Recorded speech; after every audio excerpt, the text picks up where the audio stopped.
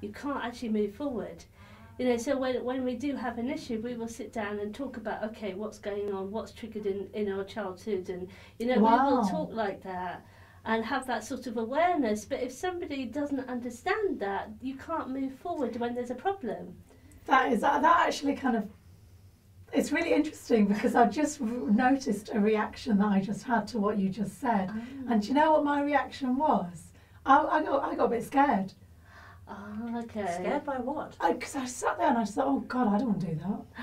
Oh. It's the hardest thing you could ever do. Yeah. It is difficult. And it's your life experience. Yeah. Might be why you're staying single and say, I'm so glad I'm single. Very possibly. I know there are some listeners at home nodding, saying, yes, Mumtaz, we told you so. And in the meantime, again, the perfect song. This is Florence and the Machine, You Got the Love. Okay, his question is, I just wanted to ask a more general question in how to deal with conflict. Personally, in the beginning of my last relationship, I was very calm and controlled and handled situations by talking it through quietly with my partner. However, as time went on, she would continue to act disappointingly, to the point where after X amount of months, years, I would just lose my temper and start shouting, which would obviously exacerbate the situation.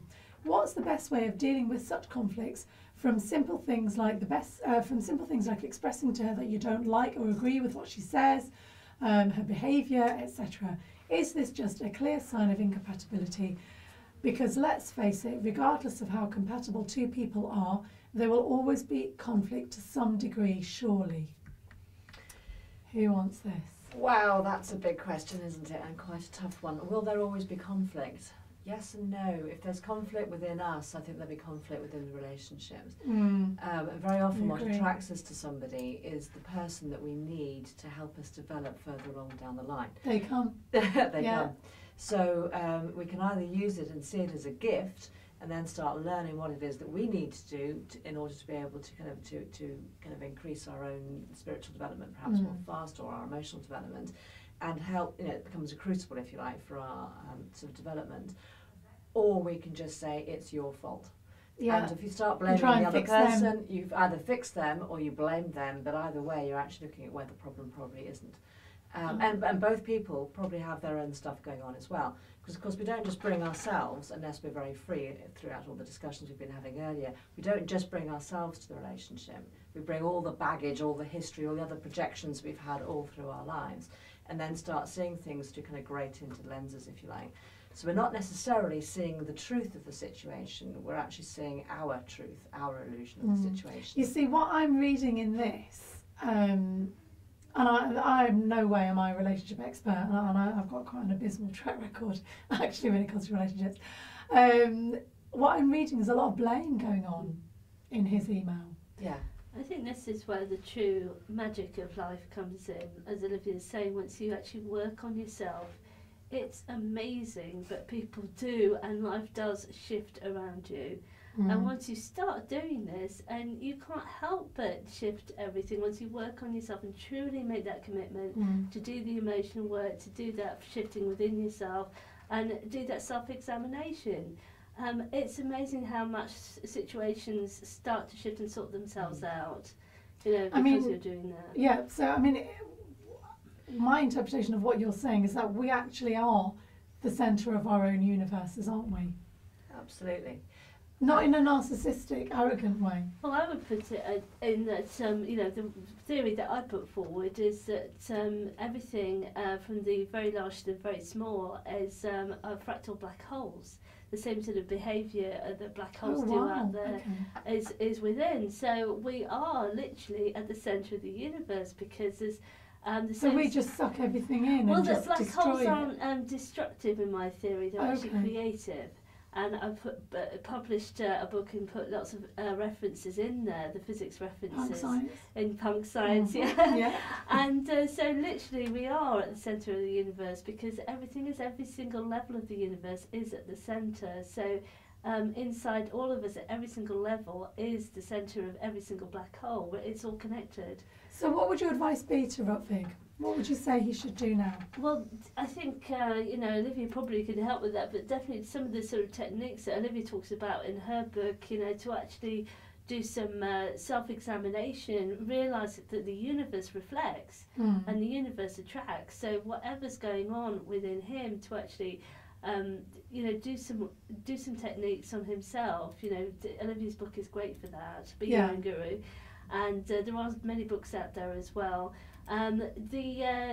What she called Debbie Ford. She's also wonderful. I'll follow her on Twitter actually. Yeah, she talks about the shadow. The shadow, to show that actually you often are manifesting your shadow, and so getting hold of these wonderful books and actually do that self-examination. I guarantee that something will shift around him if he actually does this work. Yeah, absolutely, we'll go along with everything about that.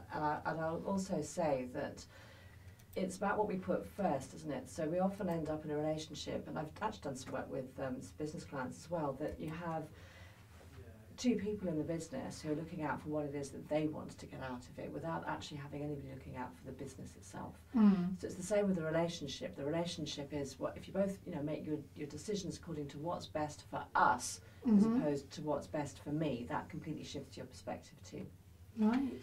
And I think also from yourself, you'll often find that the other person starts expressing those things that you're not expressing yourself. As a child, I was so good at picking up other people's stuff, and I would actually think the anxiety was all mine. In fact, it was the tension that was around me. Yeah. And I was in a relationship where I would be angry a lot of the time, and I don't tend to do angry, but I was just being really rapidly angry. And then realised years later, when looking back on it, that it wasn't my stuff. So is that channeling? Are you channeling someone else's? I think we all have the ability to be kind of psychically aware, so we're kind of picking up on stuff. We're picking up on the kind of the stuff of the energy. You can go into a room, can't you? And you can tell whether there's been a fight, whether there's been some anger in there. We're all picking up on that stuff. But unless we're very clear of where our boundaries are, we may think that what we're feeling internally is actually our stuff, rather than realising that it's somebody else's. And the thing is, that's something that people are quite reluctant to do, to look inwards, aren't they? It's much easier to point the finger and say, well, you're doing this wrong, you're doing that, let me help you, let me fix you. There's actually one thing I think that's harder than looking inwards. What's that? Not looking inwards. If you fail to do it... Why is it harder? Because if you don't do it, you end up with a life that makes you want to write in questions saying, we're not happy, what do we do about it? And the thing is, he's very young. I think he's just had a birthday. He's only 34, 35. He's very young. He's still got many, many years ahead of him to look within and make the shifts that he needs to make. We're not saying that you're broken in any way. My personal word I would use would be disconnection. It's just a disconnection, or even it's just covered over. His connection to his soul's, to his core, his soul's truth, is just covered up. You just need to uncover it. And the important thing as well, that he has got to a point where he has written into the show, and it means that his soul's got to that point where it's going, right, okay, enough is enough, I'm going to do something about it. That is a really powerful point. Yeah, and it's a gift, isn't it? Yeah. The whole it relationship absolutely is. I think any conflict that shows up in your life, actually, if you view it as a gift and if you're grateful for it, you can get past the point of actually getting caught up in the emotion of it and look at how it's benefiting you, because on a soul level. Sorry, Olivia, I was going to, but I thought, I've forgotten to mention this part, which is, one of the keys really is to forgiveness as well. Yes. Forgiving the other person, forgiving yourself, not because actually there's anything wrong, because the whole thing is a gift, but because when you're on the other side of an argument and you haven't yet got to that place of freedom and gratitude, you will be at a place where you need to be able to let go, and the forgiveness is your key. And then as you move through, you'll look back and realise, wow, wasn't that fantastic? And then you get to the point where you realise there's nothing to forgive. There's nothing to forgive, because no one's done anything wrong. Exactly. That is just, that was such that point. a moment of epiphany when I realised that in my life. It's like, you spend so many years just saying, oh my God, this person did this wrong, and your story is just a story of blame and victim, and when you switch it around and you go, well, actually, this person on a soul level loved me that much, but they came into my life to put me right because I asked them. They were the one, they held their hand up and agreed to be the bad guy or the bad girl. Yeah. so that I could grow and evolve. It just blows me away. It's a And we've done beautiful that for thing. other people as well, because Yeah. it's very easy to blame yourself for all the things that you look back on and go, Mhm. oh, ouch, wish I hadn't done that. Yeah. But again, we were part of that, so perhaps sometimes it's about self-forgiveness Yeah, too. we encounter many times and each played a role, and it is beautiful, that sort of realisation you've got, Mumtaz. I had with, things that have happened in my past. It's the most freeing thing. Yeah, oh gosh, When you yeah. realise there's nothing to forgive, everything has actually unfolded perfectly. Absolutely. You wouldn't be the person that you were Yeah. if you didn't have that. Yeah. I did want to address that thing about incompatibility as well, though, because it's quite We'll an talk about interesting- that Okay. after this. Katie Tunstall, suddenly I see. So, suddenly I want to talk about incompatibility. Go Yeah. for it. Okay. Yeah. Well, it's just that question of, when do you get to the point where you have actually done all this emotional healing, that you've seen that person as your shadow, and you're doing it. Does there ever come to a point where two people actually have run their course and they're not meant to be together anymore? And I was in that situation, so I do want to say that if you get to a point where you are doing all this work and you're doing that healing, and that there's just not to feel guilty about it either, not to feel that you've failed or anything, because souls come together for as long as they need to come together, Yeah. and something will tell you that this you've run your course with this particular soul in this lifetime, in this journey, and that's okay too. Yeah. To think that you have to stick and even do this work forever with that person, it Yeah. might not be the right thing. Yeah, you're so right, and it's about having permission to be free, to be who you are to be. Yeah. And even if everybody else around you tries to patch it all up and makes you want to stick together because that's the right thing to do and the acceptable thing to do, if you know in your heart that you need to be free, then follow your It's this heart. conflict, isn't it, between what's right and acceptable in the community and society on this earth, and what's right and acceptable on a soul level, because they can come into conflict. And can't it they? can feel like a conflict, but Mm. when you start to follow your heart and the call of your soul, and you start to integrate the two, life just changes magically. Yeah, it does. Oh, thank you. Right, this is actually pretty beautiful. This is Ed Sheeran, and it's called You and I. Next down. So, ladies, thank you so much for joining me today. We're into the very, very final couple of minutes of the show. Thank you. It's been a brilliant show. I hope you've enjoyed it. Yeah, absolutely. massively. Thank you. I've enjoyed it massively as well. Do you want to give your contact details out? Because I know people are going to be wanting to read your books. Okay, well, everything you need to know about contacting me is on my website, which is best remembered as punkscience.com.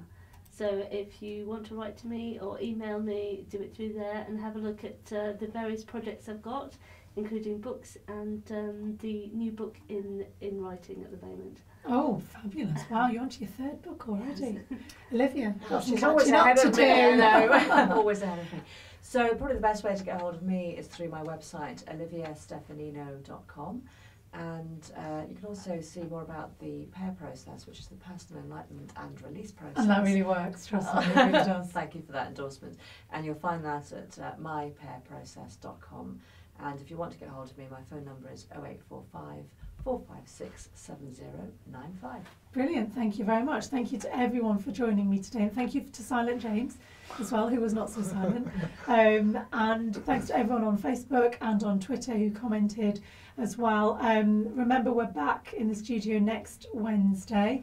And I can't remember who my guests are, but hopefully it's going to be another very, very good show. I'm back on Tuesday as well for my Charities Today show. Thank you to my sponsors, Adamson's Law, everyone over at the office there. You are fabulous and I do love you. I can't wait to see you all tomorrow.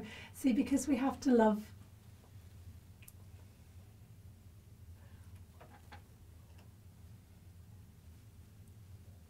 These jingles keep interrupting me, they're so rude. I was going to say we have to love everyone, and happiness is your birthright, so just smile through the rest of the week and be grateful for everything and everyone that comes into your life. Take care, everyone. Bye. That's it. Show's over. Fab, well done. Thank you. Well done, you. Take photos, put it on Facebook. Yeah, Yeah. yeah.